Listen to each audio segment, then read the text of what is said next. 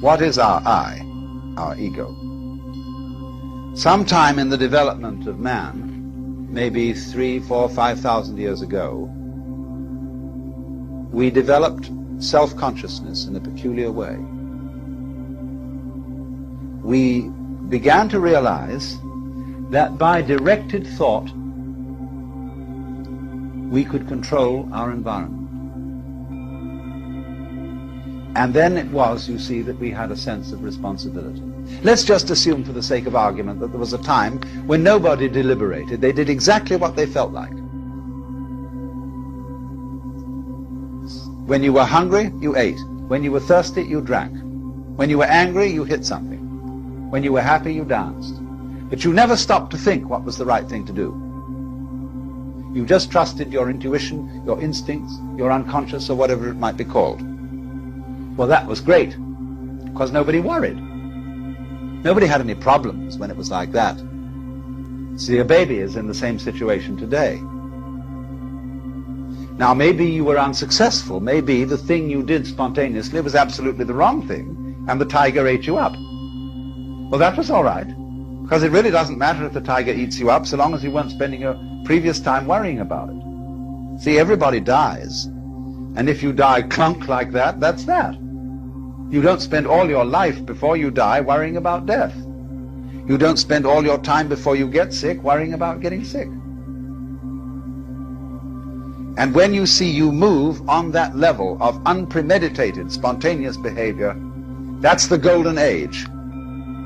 And the reason people look back with nostalgia to the golden age is because that was the time of irresponsibility.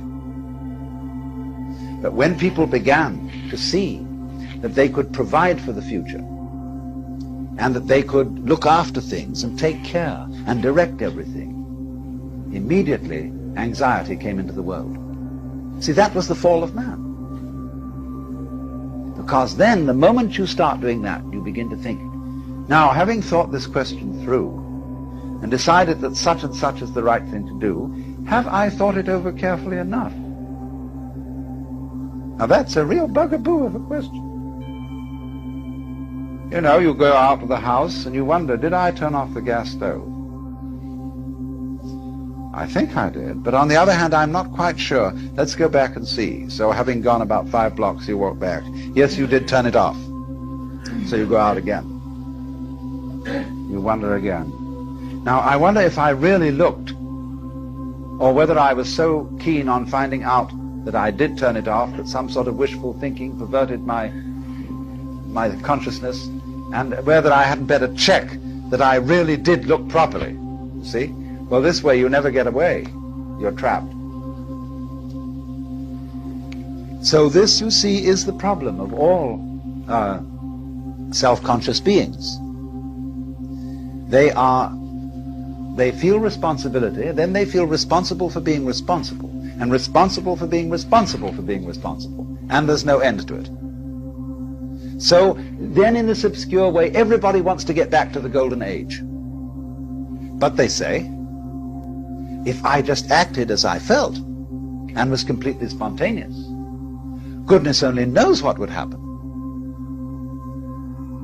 Jesus, you see, said to do that. He did. And everybody reads it in the King James Bible, where it means nothing. Take no thought for the morrow. What ye shall eat, what ye shall drink, and wherewithal ye shall be clothed. Consider the lilies of the field, how they grow. They toil not, neither do they spin. But I say unto you that Solomon in all his glory was not arrayed like one of these. Now if God so clothed the grass of the field, which today is and tomorrow is cast into the oven, shall he not much more clothe you, O ye of little faith? Oh, I mean, it sounds lovely read in church. But what it says, everybody says, no, that's the Sermon on the Mount, and that's not practical. Nobody can do that. That may be for a few saints, but after all, in our practical life as practicing Christians in the modern world, we can't do that kind of thing. Well, isn't that funny? Why can't you do it? I mean, that's the real reason for saying it in the first place. Jesus said many very strange things For example, in the parable of the Pharisee and the publican, how the Pharisee goes up into the front row and says how good he is, and that he's fulfilled all his obligations and paid the tithes. And then there's this publican who goes into the back and sits there and beats his breast and says, God be merciful to me, a sinner. And Jesus says, now that man was the right man. He was justified. But the moment he's told that story, everybody creeps into the back row and says, God be merciful to me, a sinner. And they're all in the front row again. Nobody can do it, you see. That's why the story is told. In the same way, he says, take no thought for the morrow. Stop being anxious, like going to a psychiatrist and he says to you, oh, don't worry me, stop being nervous. Can you? See, nobody can. And also they find out, you see, that really in the end, nobody can be God. Nobody can make life any better by being responsible about it. Because whatever you gain in that direction, you lose at the same time. By being responsible, we've created civilization, medicine, care of the poor, everything. But what a headache the thing has become. As we solve all our problems, we make more problems. Every problem you solve gives you 10 new problems. I'm not saying don't do that, but don't think you're going to get anywhere by doing that. That's one way of arranging it. That's one kind of dance you can have, is to improve everything and have technology. But it doesn't really solve anything. And it's only in the moment, you see, when you fully understand that your situation as a human being is completely insoluble, that there is no answer, and that you give up looking for the answer, that's nirvana. And that's how Buddhism works. Existence already includes non-existence. You could say being and non-being constitute existence. Just as we know physically, sound is constituted by sound silence in very rapid alternation. So being, non-being constitute existence. And existence is something of which you may say the game is worth the candle. If it weren't, it wouldn't be. It's like that. Some people try to say there is good and bad with small g and small b, and they together constitute good capital G.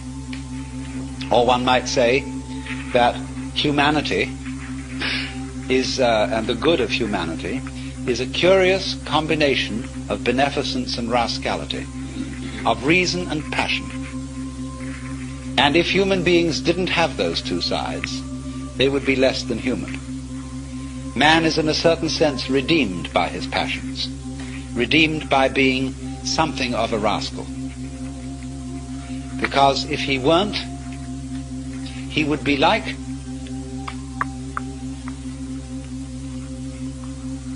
a stew with no salt in it.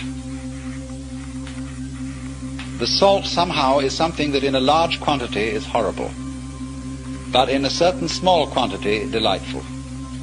And so everybody has to be salted with a certain amount of unrespectability. Otherwise, they're impossible and intolerable.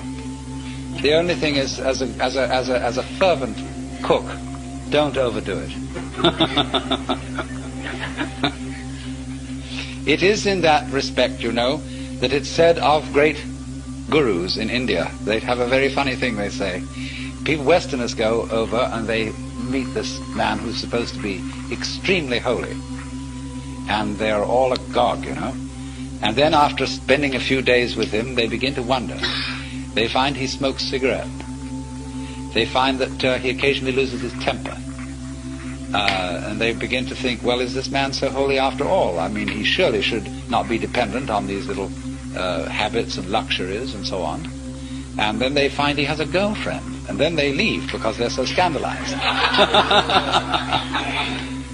Well, then the Hindus say, now you shouldn't get so upset about this, because if this man didn't have a few little vices, he would cease to manifest. He would simply disappear. He has to have these things to keep him grounded, to keep him in the world. Or if suddenly, he gets terribly angry with a certain student and seems to lose his temper, they say, oh, no, that's a tactical anger. That he did on purpose to wake you up to something. It was for your own development and for your own good. He didn't really feel angry at all. Oh, dear. But do you see the point? There is something in the fact that if he didn't have these little attachments, he wouldn't be manifesting. He'd simply disappear. There's something in that, only don't take it too piously. I think you get the point. So then, we now have to explore a very important aspect of the Joker as equivalent to Gurdjieff's Sly Man. You see, he points out the four ways: the monk, the fakir, the yogi, and the Sly Man. And all the first three ways are ways of great difficulty. They involve very, very strenuous discipline. And of course, as we get it through the books about Gurdjieff, the way of the Sly Man involves a discipline too. But I think there's more to be said about the way of the Sly Man than appears in any of those writings, because this is very closely connected with the whole approach of Taoism, the Chinese philosophy of Wu Wei, or non-aggression, and with what is called in Buddhism the middle way. When the Buddha first discussed the middle way, he put it like this. He said, to try and solve the problem of suffering by immersing yourself in pleasure only leads to a hangover. To try and solve the problem by asceticism also brings no liberation. You merely get tied up in a kind of masochism where you say, I know I'm right just so long as I'm hurting. And all that is doing is expiating your kind of infantile guilt sense. So he said there is a middle way between asceticism on the one hand and hedonism on the other. But actually, the middle way is more subtle than that, and it's beautifully discussed in Professor Baum, a book called The Philosophy of Buddha. That's B-A-H-M, Professor of Philosophy at the University of New Mexico. And he gives a very, very fascinating analysis of the middle way in the form of a dialogue, whereby it works simply like this. The student brings a problem to the teacher, and he says, I suffer, and it's a problem to me. And the teacher says, you suffer because you desire. If you didn't desire, you wouldn't suffer. So try not to desire. And the student goes away and says, I'm not very successful in this. I can't stop desiring. It's terribly difficult. And furthermore, I find that in trying to stop desiring, I'm desiring to stop desiring. Now what am I to do about that? And the teacher replies, do not desire to stop desiring any more than you can.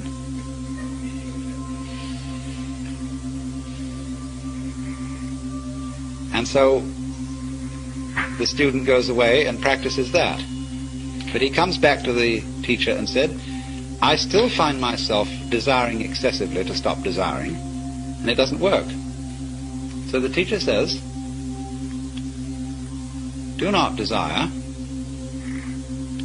too much, not to desire, to stop desiring. Now, do you see what's happening?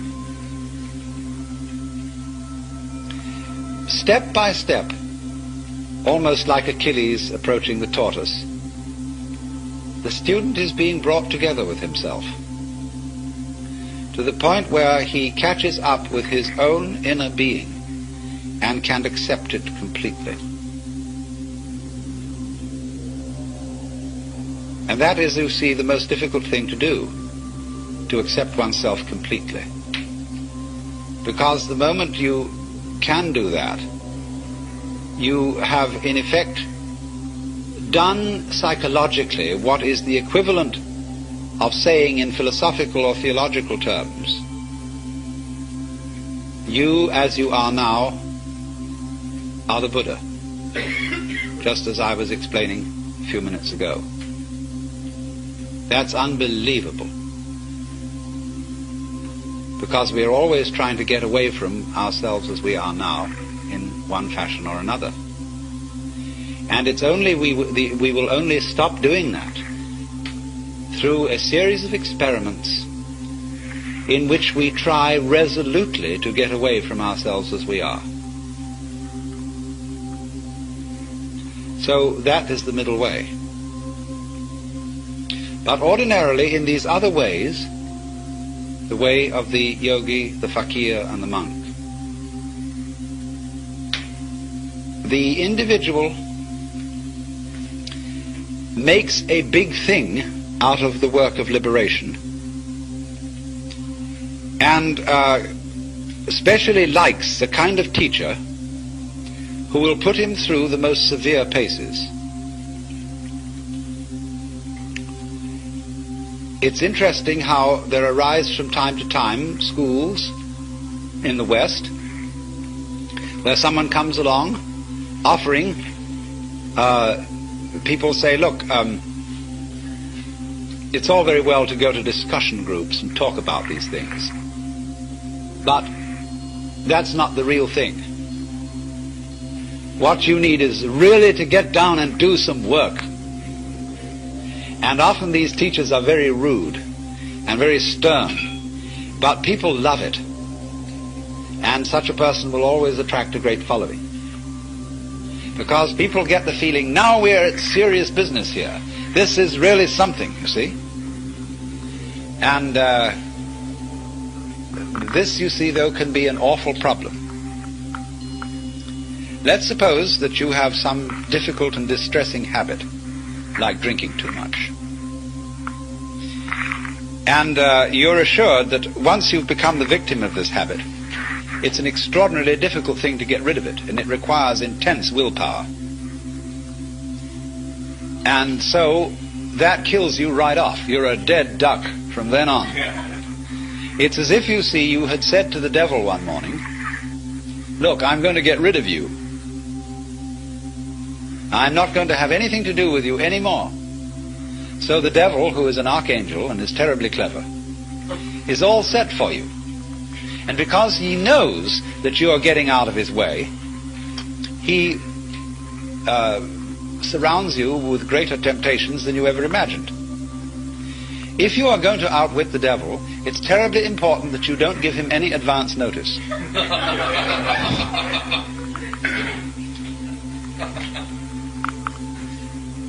And this is where the work of the sly man comes in. Put it in other terms, in Hindu or Buddhist terms, in the popular terms of popular Hinduism and Buddhism. Liberation is getting out of the toils of karma. It's like this. During your many past lives, you've done all kinds of deeds, good and bad, and you are reaping the consequences of these deeds today. And also today you're setting up future consequences. Now, before you can be liberated, you've got to pay off your karmic debts. And so the moment you set your foot on the path of liberation, you are apt to find that all your karmic creditors will come to your door. And that's why it's often said that people who start out on a serious work of yoga suddenly get sick and lose their money, and their best friends drop dead, and all kinds of ghastly things happen. That's because, you see, they served notice that they were going to do this. And so all the creditors came around. If you're going to leave town and you owe lots of money, you know, you mustn't announce that you're leaving or give a farewell party to your friends, because the grocer will find out. So the art of the sly man is to make no contest, but simply to leave without one word. In other words, that's the meaning of Wu Wei in the technical vocabulary of Taoism. Wu Wei, not to interfere, not to force things. That's the best translation of Wu Wei, not to force things. But so he just drops it like that.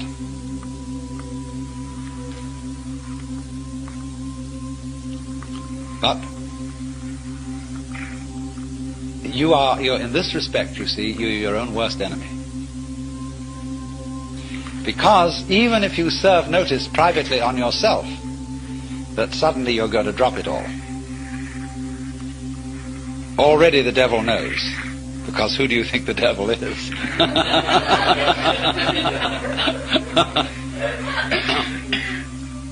Now this lies behind the whole problem that is discussed in the book Zen in the Art of Archery. The necessity of letting go of the bowstring without first deciding to do so. Another way of putting it is that the decision to release the bowstring and the action of doing so must be simultaneous. Not to decide and then act, but to act, decide all at once. Now, why is this? If you are going to be an expert archer, you must shoot before you think, otherwise it'll be too late. You don't aim and then shoot. It's all one action. And this is true likewise of any sort of shooting, pistol shooting as well. That if you aim, if you decide and then fire, you're apt to do things like pulling the trigger instead of squeezing. All kinds of wrong things are done. And you're always a moment too late if you decide first. You have to act and decide simultaneously. So what does that do, you see? That puts up a very curious problem, which in its own turn becomes a bind. To try and act quickly enough so that you overtake the preliminary decision. To try not to decide first. And that is an impossible problem.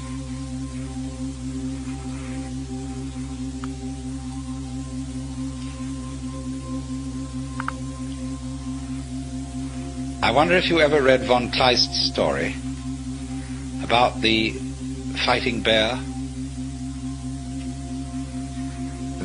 This is included in Nancy Wilson Ross's book, The World of Zen, as a kind of Western Zen. It's a story about a man who has a fight with a circus bear. And the bear reads his mind and always forestalls any attack that he makes on it. There's absolutely nothing he can do to get past the bear. And so, in the same way, you might imagine a guru who is a mind reader, and he always knows if you decide before you act. And if you do, you see, the devil will catch you. Instead, you see, of deciding that you won't be an alcoholic anymore, the only thing to do is not to drink, without any previous decision on this matter. But how can anyone do that, you see? That's the question. How can I decide not to decide? How can I announce that I won't make any announcement without making an announcement?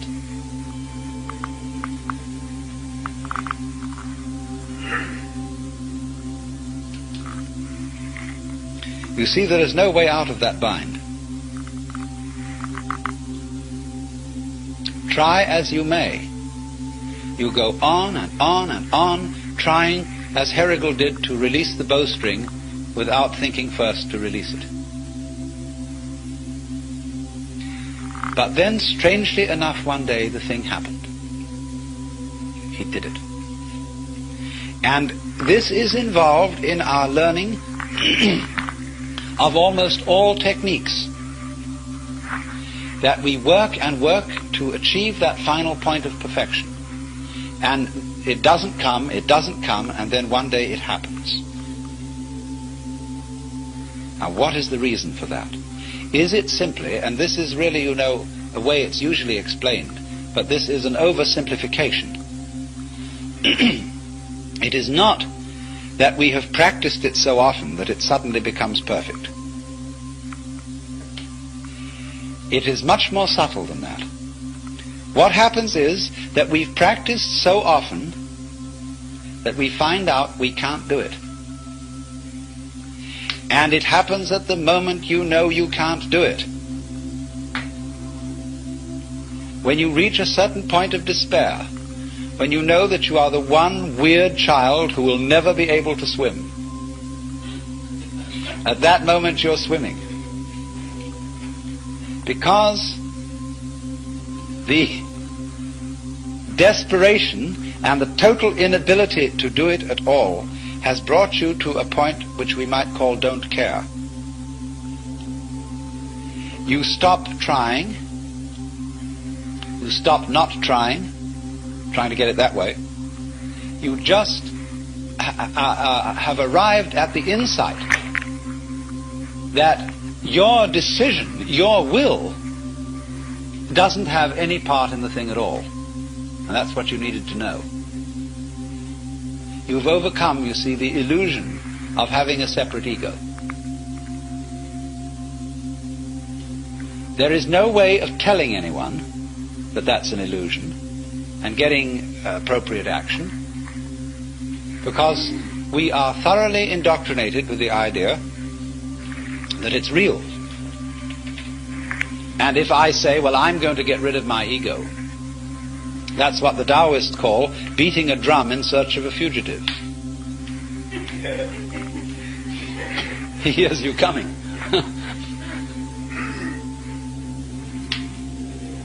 So the ego,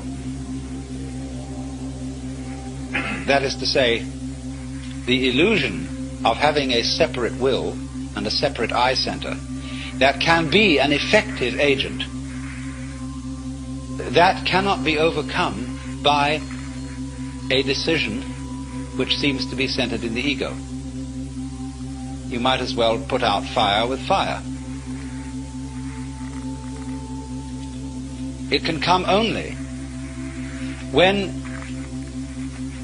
an attempt to act from the ego center has been revealed to be completely futile.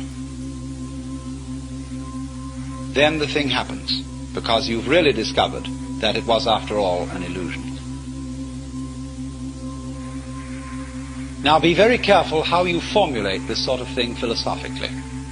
This could, of course, correspond to the kind of person who feels unafraid and who feels very free because he's a complete fatalist. A lot of people are, and are very happy in their fatalism. They really feel that they don't do anything, it just happens, and that it's all life, and that when they won't die until it's their time to die, and so why worry? Everything, they have the sense of everything is just happening to them. And this is a kind of a floating feeling. It's as if you didn't have to push things at all. They just flowed along. Well, now that state of affairs, that feeling of you don't have to push anything, it just floats along, is very similar to the experience I'm describing, if not the same thing. But this person has interpreted it as a fatalist in a rather passive way. That is to say, he has felt that there still is some kind of a little differentiation between himself as the experiencer on the one hand and that force or set of forces called fate on the other. He is pushed around, but he witnesses being pushed around. Now, in this state, this person still has a little fragment of